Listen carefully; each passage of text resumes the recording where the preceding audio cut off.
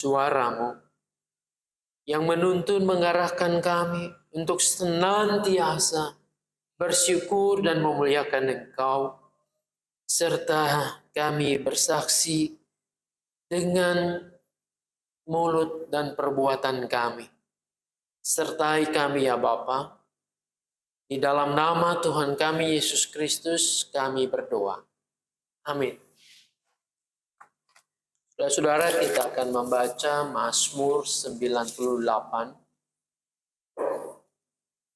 Saya akan membacakannya untuk kita semua begini. Nyanyikanlah nyanyian baru bagi Tuhan, sebab Ia telah melakukan perbuatan-perbuatan yang ajaib. Ia memperoleh kemenangan dengan tangan kanannya sendiri, dengan lengannya yang kudus.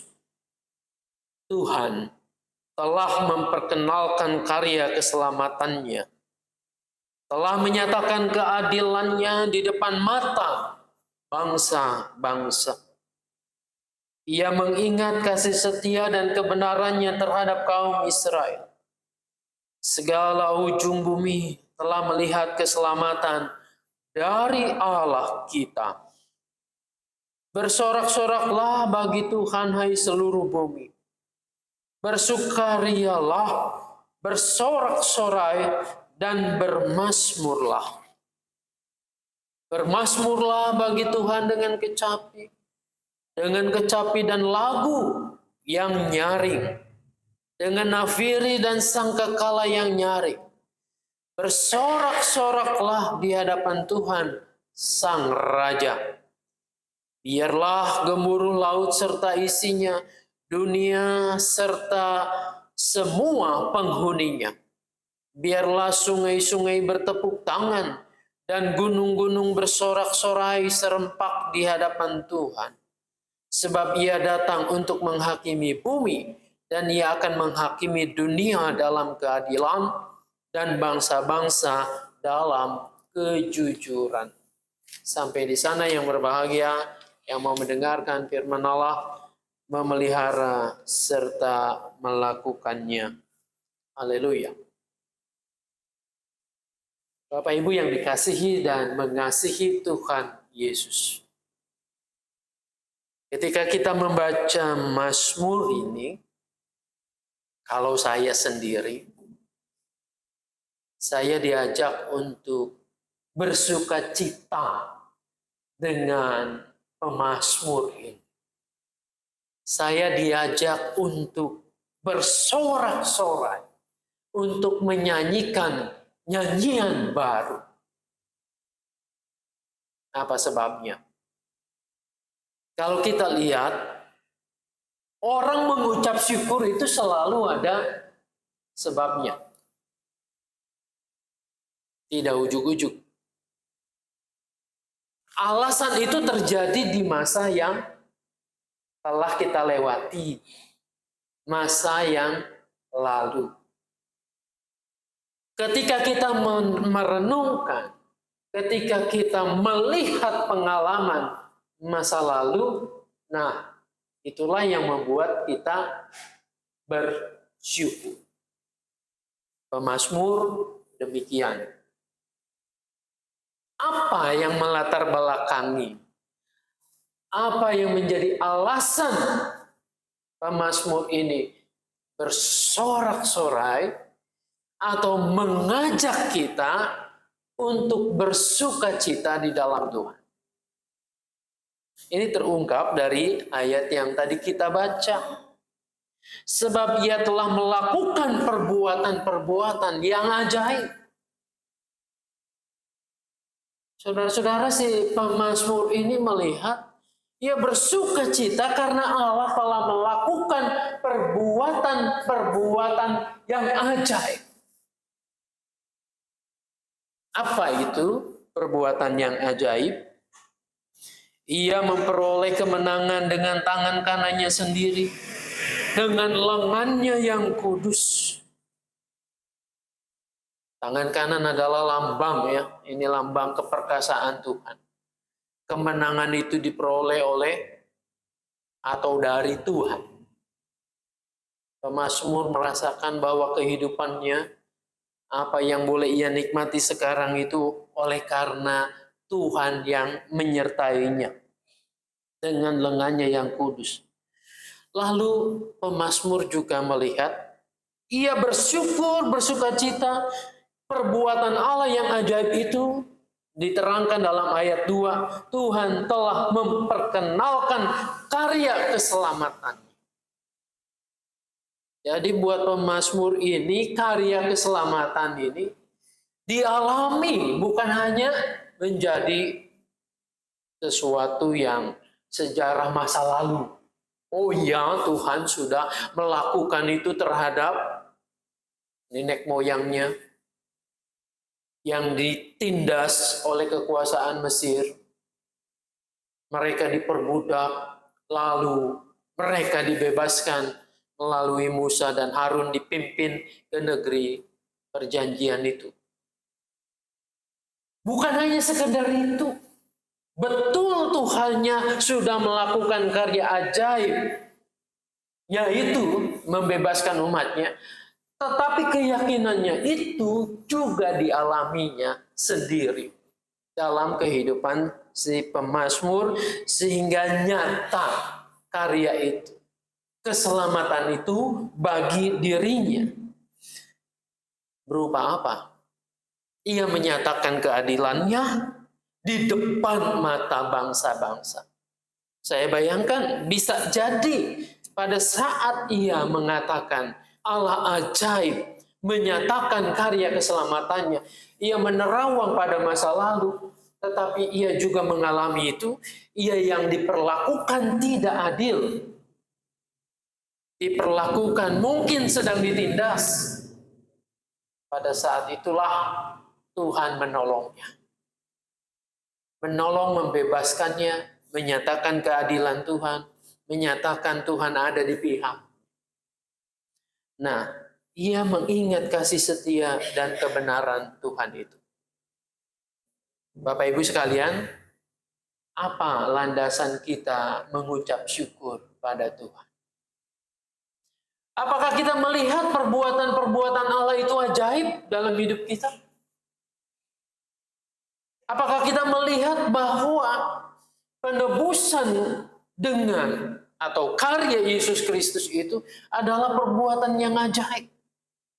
Kasihnya yang besar buat Anda dan saya, buat kita. Karena seharusnya lah kita yang mengalami atau dihukum, namun kita dibebaskan oleh karya keselamatan Allah. Seberapa kita menghayati diri kita sendiri sebagai orang yang seharusnya menanggung hukuman itu dan dibebaskan oleh karya Kristus itu, maka sejauh itulah sebenarnya kita dapat bersyukur, memuji Tuhan, dapat mengagungkan Dia. Saudara-saudara, apakah pengalaman ini juga terasa sampai saat sekarang?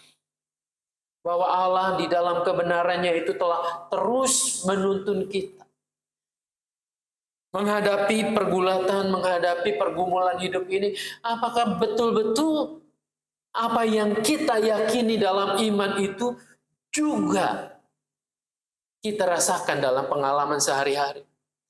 Tuhan yang adalah sahabat kita, Dia yang tidak memanggil kita hamba lagi di dalam Kristus, tetapi kita adalah sahabat-sahabatnya itu. Apakah betul terasa bahwa Ia mendampingi kita, menolong kita dalam keseharian kita? Maka kalau ini kita rasakan, ternyata untuk kita bersyukur, bersorak-sorai, tidak harus menantikan, tidak harus kita mengalami peristiwa yang spektakuler, yang luar biasa. Betul, itu mungkin terjadi sampai hari ini.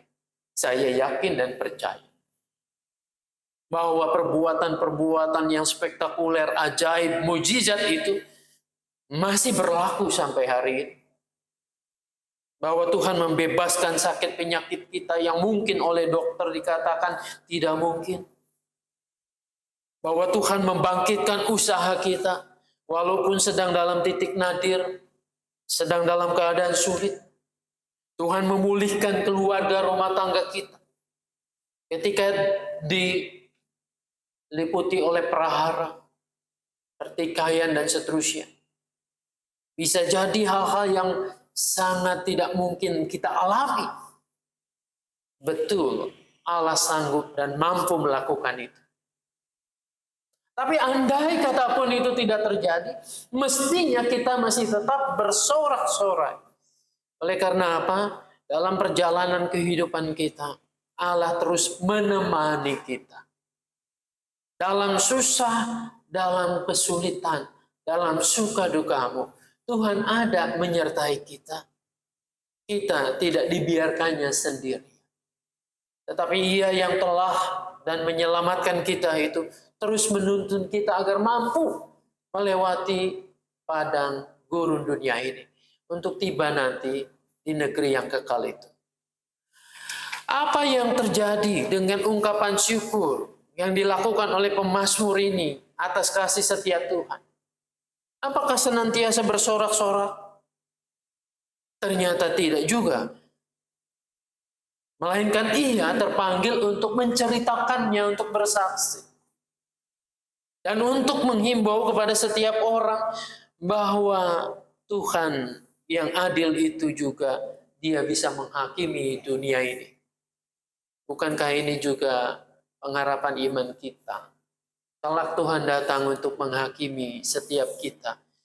Apakah kita sudah siap sedia untuk itu? Nah, saudara-saudara, yang menjadi penekanan hari ini adalah mampukah kita bersorak-sorak di dalam iman percaya kita. Bukan karena perbuatan-perbuatan Tuhan yang ajaib saja, tetapi dalam keseharian kita. Kalau kita bangun tidur, menyambut pagi ini, apakah hati kita penuh kegembiraan, penuh ungkapan syukur, bahkan bersorak-sorai, pagi yang baru Tuhan telah sediakan buat aku, buat semua orang. Maka aku akan berkarya, maka aku akan melakukan segala sesuatu bukan hanya dengan menyanyikannya, tetapi mengerjakan segala sesuatu itu agar Tuhan dimuliakan, agar Tuhan dipuji dan dikenal oleh orang banyak. Saudara-saudara, tahukah ketika kita bangun pagi, hati kita penuh dengan rasa yang tidak nyaman, dengan kegelisahan, mungkin dengan sesuatu yang penat, maka sepanjang hari kita diwarnai oleh kehidupan yang demikian. Rasanya tinggal ada dua pilihan. Kita mau bersorak-sorai, mau bersyukur kepada Tuhan, dengan ungkapan syukur, sukacita kita, lalu mengerjakan segalanya dengan sukacita. Atau kita mau melewati hari ini dengan hati yang muram, dengan kegelisahan, dengan kekhawatiran, bahkan dengan amarah. Marilah kita pilih yang paling baik tentunya. Memuji, memuliakan Tuhan, bersyukur kepadanya, melakukan pekerjaan dengan sukacita. Itulah yang Tuhan inginkan di dalam kehidupan kita. Tuhan memberkati kita. Amin.